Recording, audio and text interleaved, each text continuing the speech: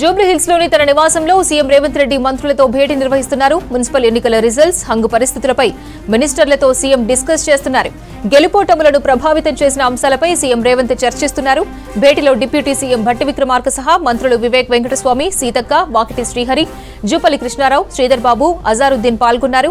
సమావేశానికి PCC chief Mahesh Kumar Goud హాజరయ్యారు. Municipal ఎన్నికల్లో ఘన విజయం సాధించడంపై ముఖ్యమంత్రి రేవంత్ రెడ్డిని అభినందించింది కాంగ్రెస్ అధిష్టానం. ఈ మేరకు ముఖ్యమంత్రికి ఫోన్ చేశారు జాతీయ నేతలు.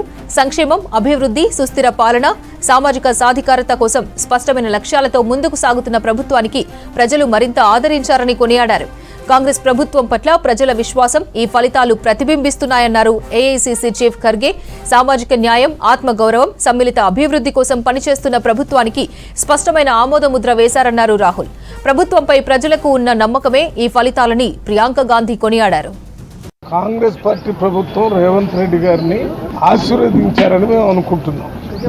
ఈ ఎన్నికల్లో ప్రజలు 12 సంవత్సరాల బీజేపీ ప్రభుత్వం, 10 సంవత్సరాలు బీఆర్ఎస్ ప్రభుత్వాన్ని, 2 సంవత్సరాలు కాంగ్రెస్ ప్రభుత్వాన్ని చూసి 12 సంవత్సరాల బీజేపీ ప్రభుత్వం ఓటేయలేదు, 10 సంవత్సరాలు పరిపాలించిన బీఆర్ఎస్ పార్టీకి ఓటేయలేదు, 2 సంవత్సరాలు పరిపాలించిన కాంగ్రెస్ పార్టీ ముఖ్యమంత్రి రేవంత్ రెడ్డికి ఓటేసి గెలిపించారు. 75 నుంచి 85% మంది సీట్లు మున్సిపాలిటీసు, మేయర్స్ రావటం జరిగింది. ఎవరో మాట్లాడుతున్నారు 90% రాలేదు, అందుకని మీకు తక్కువ వచ్చినాయి. మేము డిక్టేటర్స్ కాదు, ప్రజల్ని స్వేచ్ఛగా ఏ పార్టీకి ఇష్టమైతే ఆ పార్టీకి ఏమని చెప్పాం. మేమేదో 51% తోని గెలవలేదు మెజారిటీ అని. 75 to 80% అంటే అది చాలా పెద్ద మెజారిటీ. ప్రజాస్వామ్యంలో ప్రతిపక్షం అనేది బ్రతికించుకోవాలని అబ్రహాం లింకన్ చెప్పాడు. ప్రతిపక్షం ఉండకపోతే పాలకపక్షం ప్రభుత్వం చేస్తున్న ఏమన్నా పొరపాట్లుంటే అది మున్సిపల్ కౌన్సిల్లో కానీ కార్పొరేషన్ స్థాయిలో కానీ అడిగేవాళ్ళు ఉండాలి. ఆ అడిగేవాళ్ళు ఉండటం అనేది మంచి సాంప్రదాయం. అందులో భాగంగానే జరిగింది. ఎక్కడ చూసినా కాంగ్రెస్ పార్టీని తిట్టడం అనేది ఒక్కటే కార్యక్రమం పెట్టుకున్న కేటీఆర్ గారికి, హరీష్ రావు గారికి, బీజేపీ పార్టీ నాయకులకి సరైన సమాధానం ప్రజలు చెప్పారు.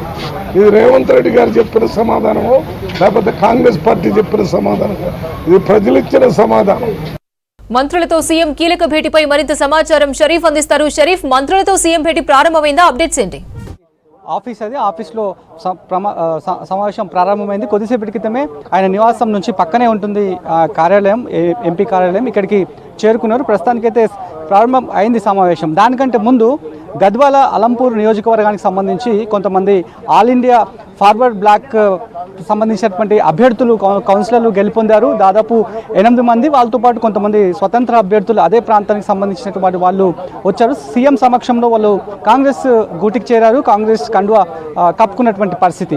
సో ఇప్పుడు సమావేశం జరుగుతోంది. మున్సిపాలిటీ కార్పొరేషన్లలో 116 స్థానాలు, తర్వాత కార్పొరేషన్ 7, వీటికి సంబంధించి ఫలితాలపైన పూర్తి స్థాయిలో సీఎం రేవంత్ రెడ్డి నేరుగా సమీక్ష కొనసాగిస్తున్నారు. ఎలాంటి ట్రెండ్స్ వచ్చాయి, ఎలాంటి ప్రిడిక్షన్ మనం పెట్టుకున్నాము, దానికి రీచ్ అయ్యామా లేదా అనేటువంటి అంశం పైన మొదటి నుంచి కాంగ్రెస్ పార్టీకి సంబంధించినటువంటి క్యాడర్ అంతా, నేతలంతా కూడా చెప్తున్నారు.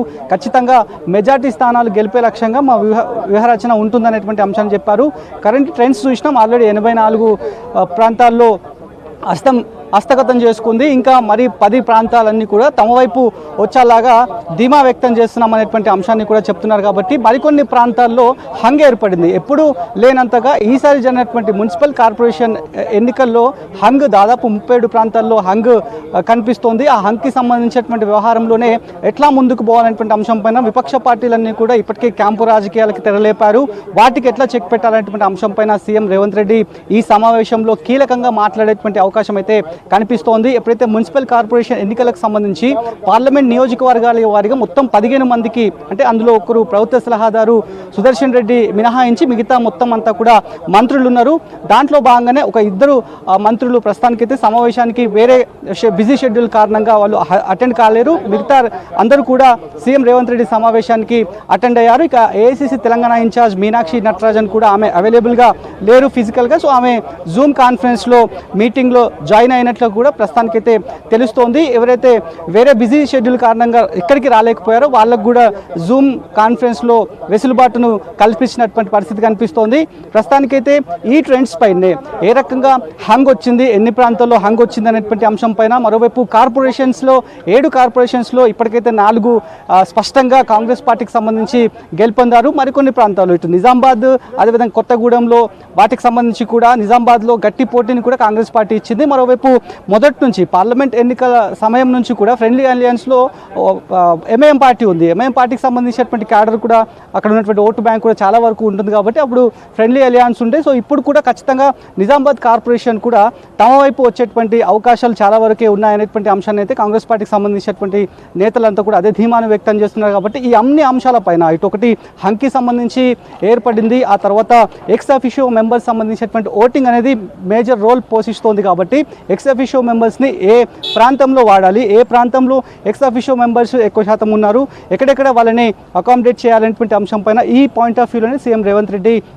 సమీక్ష సమావేశంలో ఇన్ఛార్జ్ మంత్రులను ఉద్దేశించి మాట్లాడేటువంటి అవకాశం కనిపిస్తోంది. మరోవైపు ఆల్రెడీ ఎన్నికలకు సంబంధించి స్పెషల్గా ఇన్ఛార్జ్గా అలాట్ చేశారు కాబట్టి వాళ్ళంతా కూడా ఈ ఎన్నికల కంటే ముందు ఇన్ఛార్జ్గా ప్రాతినిధ్యం వహించారు కాబట్టి ఏ రకమైనటువంటి సర్కమ్స్టెన్సెస్ ఉండే, గ్రౌండ్ జీరోలో ఏ రకమైనటువంటి సిచ్యువేషన్స్ ఉన్నాయి, తాము రీచింగ్ పాయింట్ పెట్టుకున్నాం కాబట్టి దానికి రీచ్ అయ్యామా లేదా, రీచ్ కాలేకపోతే ఎందుకు కాలేకపోయాము, ఎక్కడ స్థానాలన్నీ కూడా మిస్ అయ్యాయనేటువంటి అంశం పైన వాటిపైన కూడా పూర్తి స్థాయిలో సీఎం రేవంత్ రెడ్డి సమావేశంలో చెప్పేటువంటి అవకాశం కనిపిస్తోంది. మరోవైపు ఎంపీటీసీ జెడ్పీటీసీకి సంబంధించి కూడా వాటిపైన కూడా చర్చ జరుగుతుంది, క్యాడర్లో కూడా చర్చ జరుగుతుంది, గాంధీ వర్గాల్లో కూడా చర్చ జరుగుతుంది. ఆల్రెడీ పంచాయతీ ఎన్నికల్లో క్లీన్ స్వీప్ చేసేసాము, ఆ తర్వాత పార్టీ సింబల్తో జరిగేటువంటి ఈ మొన్నటి ఎన్నికలో కూడా మెజార్టీ స్థానాలే కైవసం చేసుకున్నాము. చాలామంది స్వతంత్ర అభ్యర్థులు రెబల్గా నిలిచిన వాళ్ళంతా కూడా కాంగ్రెస్ పార్టీ వైపే మొగ్గు చూపుతున్నారు, కొంతమంది ప్రభుత్వానికి కాంగ్రెస్ పార్టీకి టచ్లో వస్తున్నారనేటువంటి విషయాలను కూడా చెప్తున్నారు. కాబట్టి ఇది కూడా కంప్లీట్గా సక్సెస్ఫుల్గా తమ టార్గెట్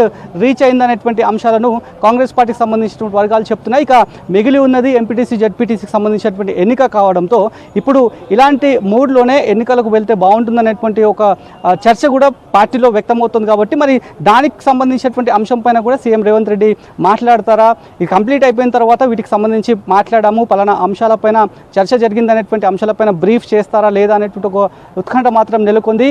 మొత్తానికి ఏవైతే మున్సిపల్ కార్పొరేషన్ సంబంధించినటువంటి ఫలితాలపైనే సీఎం రేవంత్ రెడ్డి సమీక్ష సమావేశం కొనసాగుతోంది.